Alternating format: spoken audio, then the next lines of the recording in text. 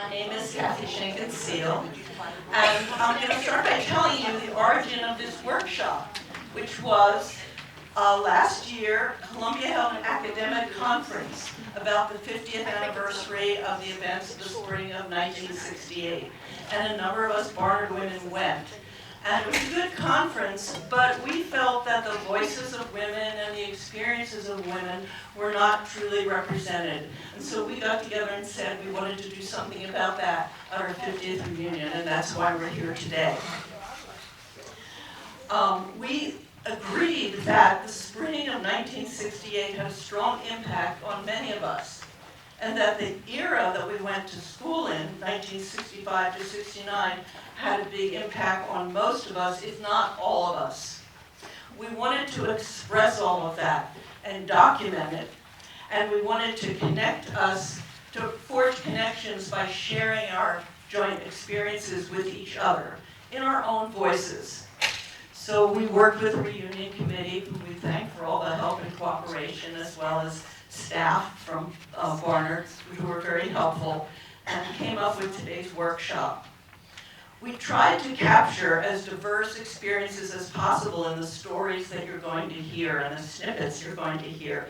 We were a little limited because only a few people submitted their stories, and not everyone did a class book.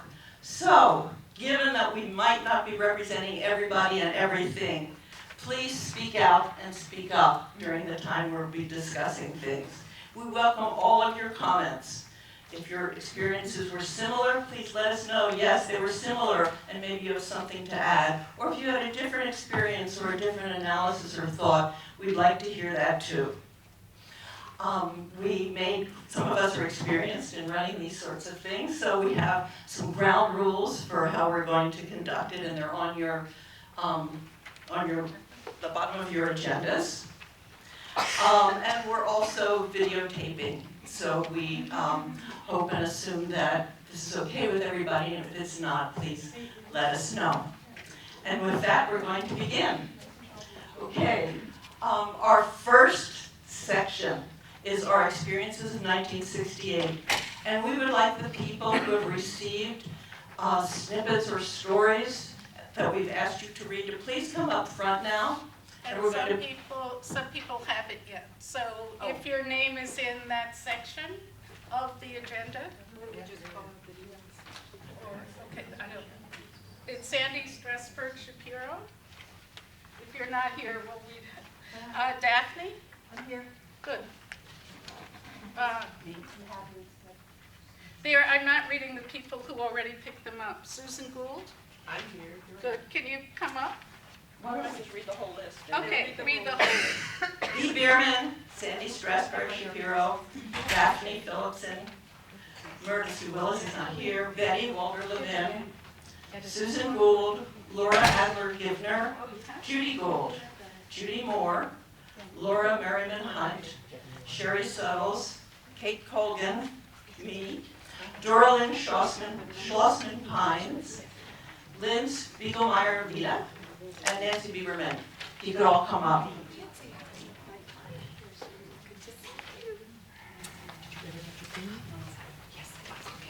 So, just to say, the number that's on your thing is the order in which we're reading. So, I don't know. So we just stand up. What's number two? Who's number two? She's got it.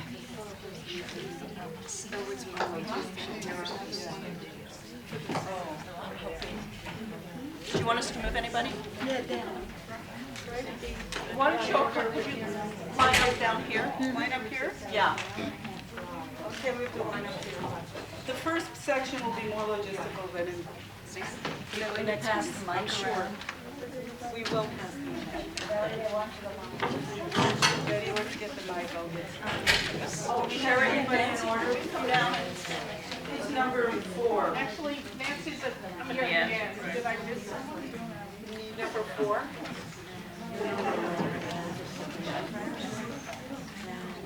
Approximately 5, 6, 7, 8. That's right. You got number 4 down there, or 5 or 6? Here, she has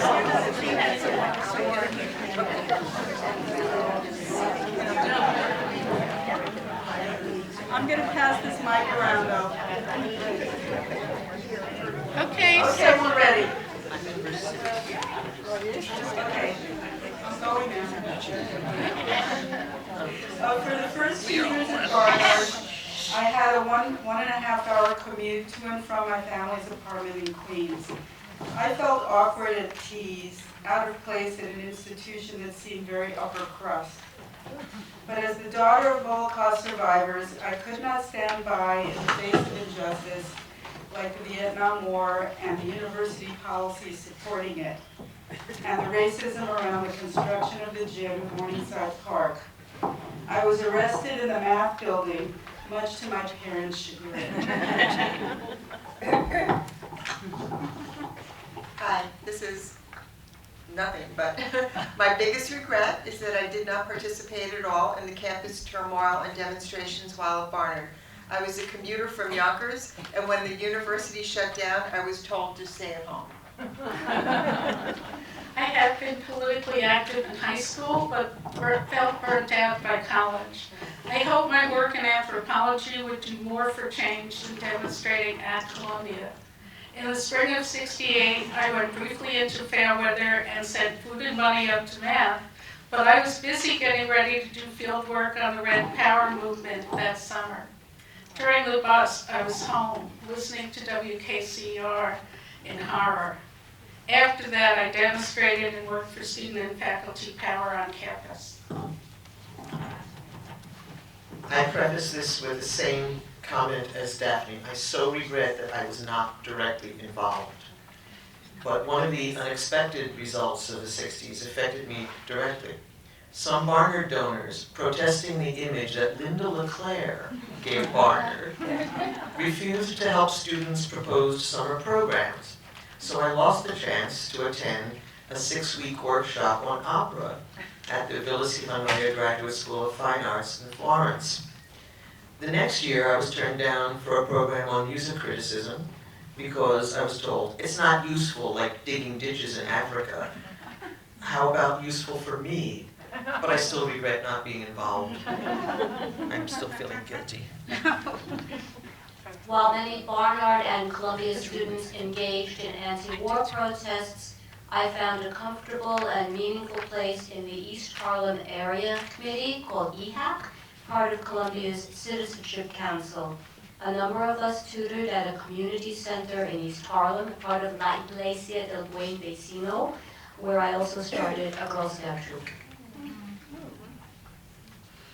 Sherry Suttles, stumbling out of Hamilton Hall that had been taken over by the black students at 3 a.m., shaken and distraught from less than 12 hours as a, quote, revolutionary, who had come to realize that I could not hack it on hard desks, cold chicken, noisy revelry among would-be lovers in dark corners of the classrooms turned battlegrounds, talk of guns and beatings on the outside, and male-dominated rulings about what was going down inside. I had to settle instead for a humble role as runner, bringing the girls tampons and hair fixings and delivering messages to roommates, parents, significant others, even teachers. I have been fighting battles ever since with the knowledge that I can only take it so far before having to let it go if I am to preserve my sanity. Those were exciting, heady, scary, and dynamic years. I knew we were in a time that was truly revolutionary. It was a time to be daring, do your thing, not just on campus, but throughout the world.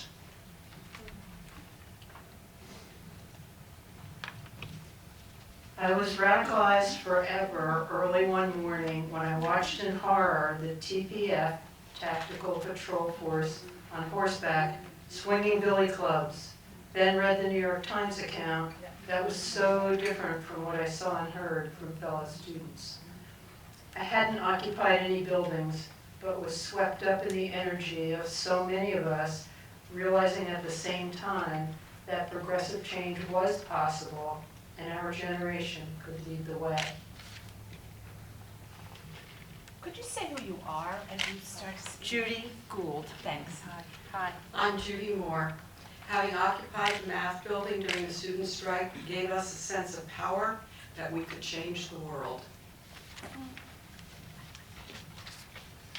Kate Colgan. When I came to Barnard, I expected to go into the arts, but then Mike Quill called the transit strike. There was the off-campus living scandal. We struck in 1968, and in 1969 a union began organizing the clericals at Columbia, and these struggles for dignity and fairness went right to my core. So, in 1968, I struck classes, rallied, protested, talked up the causes, wore my peace button, everything that go into a building. I was too shy. That changed, so Barnard, I realized, and our time started me out on a career of activism, writing, and the law. Kathy Schenken-Seal. I've been lonely at Barnard, blaming it on myself. But once I entered the math building, I realized I could talk to anyone and everyone because now we have politics in common. After the bust, Amy Neff and I wrote a letter explaining the issues to send to parents. We said, Harlem elected officials Charles Rangel, Basil Patterson, and Percy Sutton opposed the gym. Even Parks Commissioner Thomas Hubbing criticized Columbia. We occupied buildings only after repeated efforts to go through proper channels proved futile. And daily cleanup squads kept the occupied buildings clean, contrary to the New York Times. Okay. With funds collected from Professor Helen Bacon and others, we mailed a letter to all Barnard parents. Mothers sent us money and cheered us on, but several fathers castigated us. I loved life in the math building. The political turmoil gave me a cause outside myself and friends to pursue it with. I finally felt alive, and for the first time that what I did mattered. That changed my life. I'm Nancy Bieberman. I arrived at Barnard with a resume of social activism that was nurtured by my parents and their parents. My family DNA was politically progressive, immigrant, and cautious. No one was surprised that I would join SDS and participate in liberating the campus. I was a member of the strike steering committee, I was arrested in the Columbia building, and I edited the strike newspaper. I'm going to read some from some of our classmates who couldn't make it. Sandra Strasberg Shapiro said, I followed the 1968 campus protests at a distance, concentrating on studies and personal life, perhaps too frightened to actively participate. Laura Merriman Hunt at Barnard, her name was Gamola. I was very lonely my first year at Barnard as a commuter, so at the end of my junior year, I planned to go to India and join an ashram. My plans were forestalled by the Columbia uprising. As I held hands and sang with my fellow students, for the first time, I felt a connection to the people at Barnard. I decided to stay. You notice no one is calling it riots.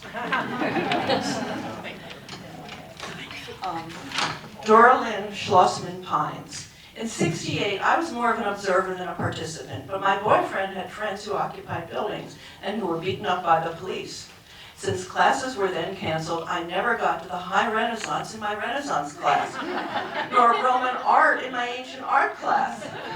Consequently, I've never been interested in art after the death of Raphael in 1820. All sorts of implications. Okay. Lynn Spiegelmeyer Vitti. I was a first-generation college student, and my parents were making enormous financial sacrifices to send me to Barnard. So I wasn't comfortable occupying a building and being arrested, but my sentiments were strongly with those who did. Meredith Sue Willis, who really wanted to come but couldn't. I spent most of my first year at Barnard at SDS meetings and sitting in at Columbia. A high point was writing a paper about Middlemarch for an English novel course on a borrowed typewriter in Low Library during the 1968 anti-war sit-ins. We're Barnard girls.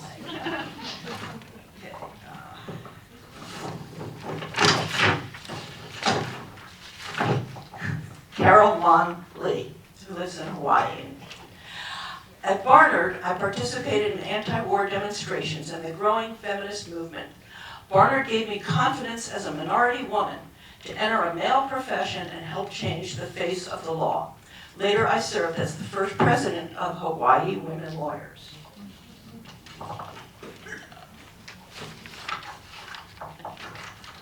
Donna Miraski, who also unfortunately wanted to come and couldn't. As a student, I once asked the dean of the law school to remove the name of a firm from a classroom after it had subjected me to a discriminatory job interview, including the remark, "Let's go see if we can peddle your flesh." As one partner took me to meet another. I heard the second partner refusing to see me because, loudly, "She's a woman." The dean did not remove the name, but did speak to the firm. A later dean barred a firm from interviewing at the law school for several years after a sexist interview. Discriminatory incidents have become fewer and fewer.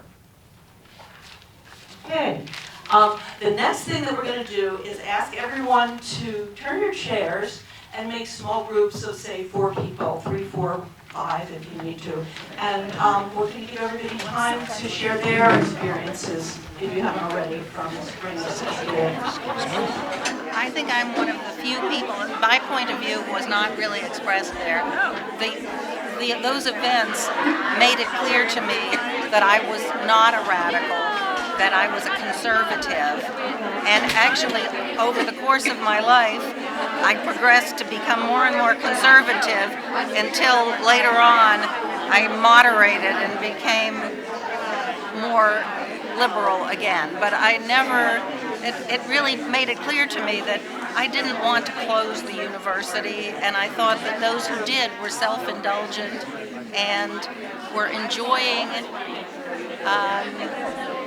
the sort of a free-for-all atmosphere. Let's jumble together all these different things, anti-war and gym, and we want to close the campus down.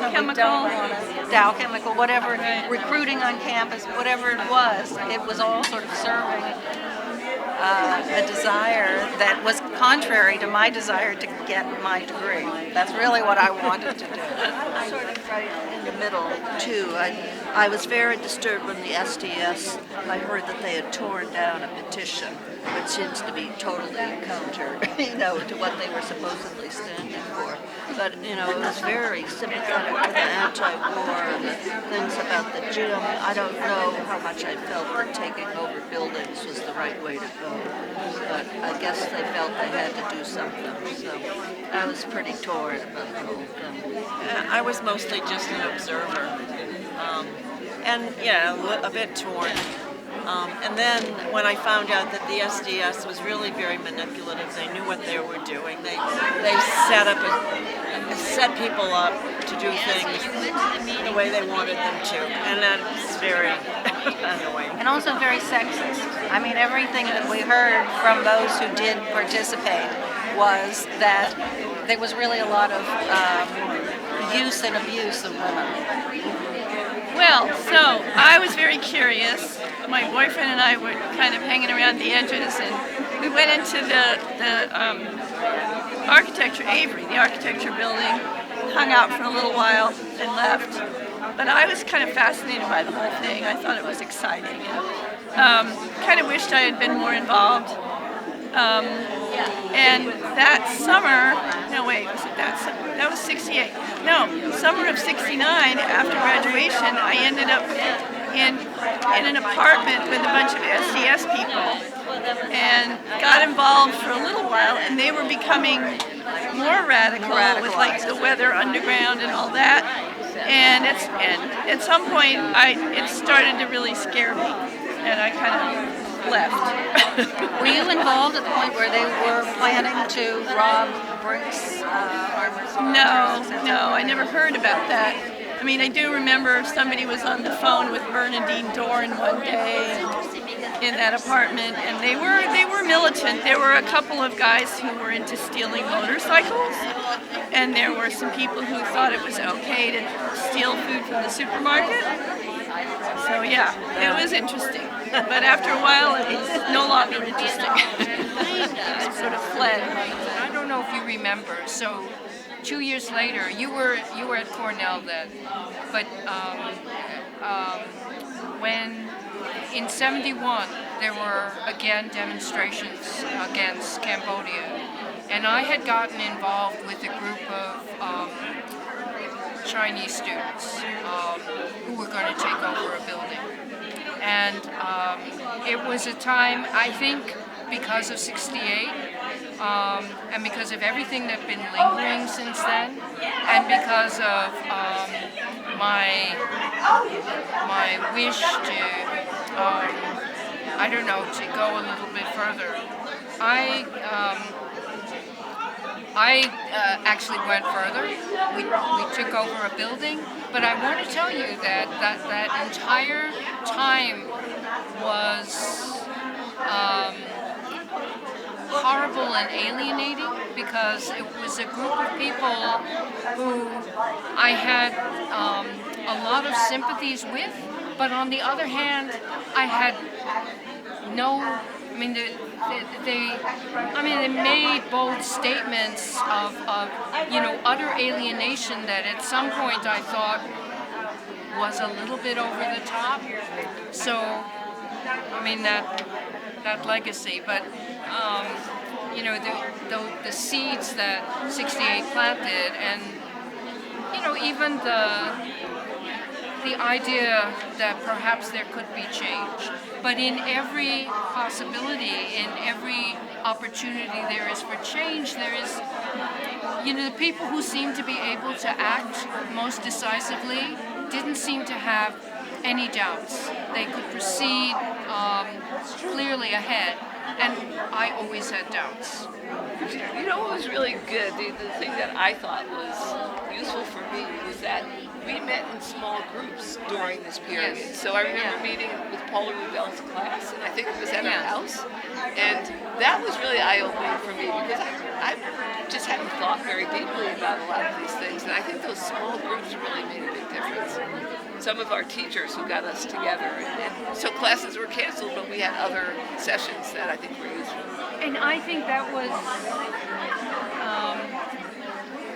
in some sense, you want that business is not as usual. But the fact that this was a situation where our professors decided to change things, decided that it was important to go out of the classroom and speak to us and talk about what was going on, made a big difference. And I think they did a great job. Yeah. Right. So kudos to them.